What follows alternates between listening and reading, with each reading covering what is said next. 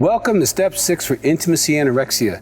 If you're an intimacy anorexic and you've got to Step 6, congratulations.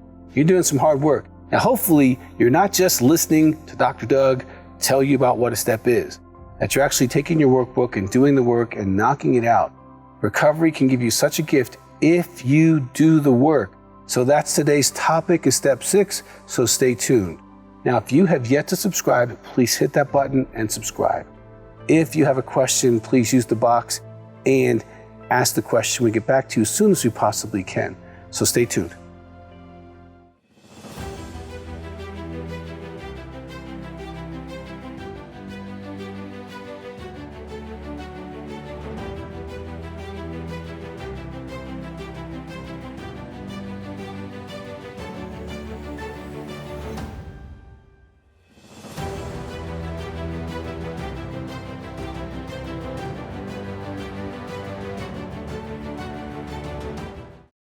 Step 6 for Intimacy Anorexia.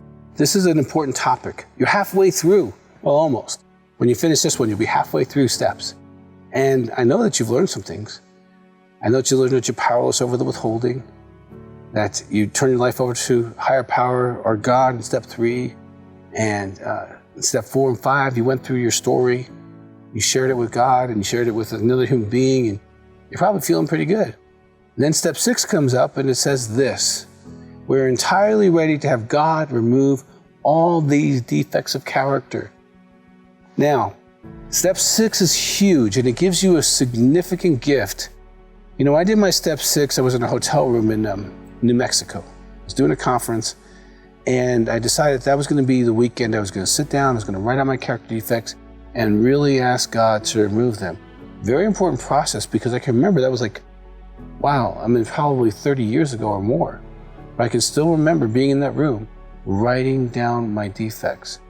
So it's going to be a life thing. It's a life-changing thing. So I want you to really take this step serious, but let's walk through it. We're entirely ready to have God. Let's talk about that word entirely. You know, I don't know how many times in your life you've been entirely ready. Entirely ready to go to college, entirely ready to get married, entirely ready to, give up something or to do something or to whatever mountain you have in your life. But at some point you have to make a decision to be all in to succeed at something. And that all in is what entirely ready means. As I share this step, this analogy is probably the closest, best thing I can get to that emotion. It's an emotion of being all in before you understand the process. It's not I need to understand God. I need you to give me what you're going to do before I agree to it, God. It's I am all in and I don't have a clue what that means. So let's suppose you were diagnosed with some brutal disease. You went to the hospital, you're laying there for weeks and you're in pain. Your muscles are swollen, your very bones ache. You're in pain all day. You have a temperature they can't get rid of. Your head hurts, you have migraines, you can barely think. And they gave you weeks to live. Now at this point, you're pretty desperate. So one of the doctors walks into the room and he says, "Sir, ma'am, I have a permanent cure for your situation. You will never be in this hospital again. You will never have this disease again. And you will be able to be with your family, go back to work, have a good life, enjoy the next decades that you stay on this planet." What would your response be? Any sane response would be, "I'm all in. Doc, whatever it is. I don't need to know if it's a vitamin. I don't even know if it's a pill. I don't know if it's a surgery. I don't even know. I don't care what it is. I am all in because I want to live." That's entirely ready. When you get to a place when you look at your character defects and say, "God, I want my impatience. I want my rudeness. I want my selfishness. I want my judgment of others. I want my unkindness to be out of my life. I gotta have it gone." That's entirely ready. Now, when you're entirely ready to have God remove all these defects of character, you're moving into Step 6. Now in Step 6, it says this: God remove all these defects of character. It doesn't mean you need to play God. Now I'm totally okay if you have a defect You want to read a book, you want to get accountable to your sponsor, you want to set up consequences, I'm okay with you working through things that you see. But here's what I know is I don't know. I got 4 degrees, 50 books, all kinds of accomplishments, but I don't know my own defects. Now, I made my list like I told you I did as good as I could. But you know, there were some defects on there I didn't see. I'll never forget, I was sitting in outside either a 12-step room. They were doing either a group. I was in a psychiatric hospital. I was the tech, so my job was to sit outside the room and make sure nobody left other than to go to the bathroom. And that's all they were allowed to do. So I'd sit there, and that thing would go on for an hour or two, so I always had a book with me or a book around. And somehow I got this book called Sugar Blues. I don't remember the author, I just remember the title. And I thought, well, that's interesting. Just laying there, I'll just read it. And I was reading through that, and I'm going, oh my gosh, Doug Weiss is addicted to sugar.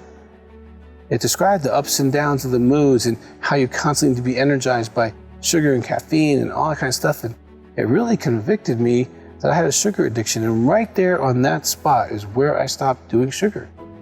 And I was clean for 10 years, and I tried it again, and I got clean for another 10 years, I tried it again. I've been clean now for 10 or 12 years again on sugar. But see, I didn't see that character defect. I didn't see that. So as you do this, understand when you're entirely ready, all you're doing is you're putting yourself on the surgeon's table and you're saying, God, here's this heart. It's got all kinds of stuff in it.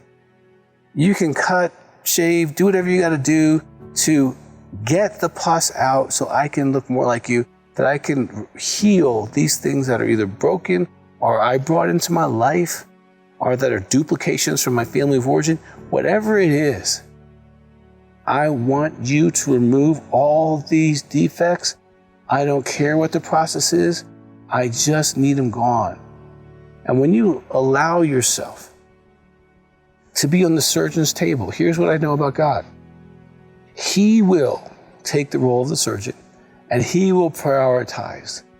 And he will decide what's a pimple in your life and what's a cancer, what's a tumor, what needs to get taken care of right now so that you can make progress, or what can be taken out because you're strong enough right now to take that out of you. And he will walk through that process. You'll have circumstances expose things. You'll have relationships expose things. You yourself will have insight, sometimes serendipitously. Like, you know, that's not right. That's not right. I know a lot of people in addictions, they struggle with lying, but not just in addiction, they taxes and, you know, they take things and steal things and they do things and, you know, they kind of not tell the truth. Well, that's a character defect. It's called lying, okay? So whatever your defects are, you're gonna go through this. Now, as intimacy anorexic, you know, you got this extra layer because you have the good box, bad box. Now, if you're on step 6 though, you've probably done some good work on that. So I strongly encourage you to, you know, look at that as well so that you can really do a good work. So if you've only got 3 or 4 character defects, you need to work a little harder. Keep working on this. Okay, step 6, we're entirely ready to have God remove all these defects of character. My hope is that you do the work. Now again, don't just listen to me. Don't just click a little YouTube thing or, you know, whatever device you're watching this or whatever platform you're watching this on. Don't just click that and go, wow, I did step 6, because you didn't. You listened to some principles about step 6. Doing step 6 is in your workbook. You have an IA step workbook. Get that, have that, do your step, be in a group, present your step to the group, and after the group approves of your step, you did step 6. So I encourage you, keep listening, we got 7, 8, 9, 10, 11, 12 left. And please subscribe so that way you'll be notified when those pop out. And if you have a question, please ask it so that we can respond to you as quickly as possible. I'm so proud of you. Intimacy anorexia is probably the hardest addiction process that we've identified to heal from. And if you're this far, congratulations.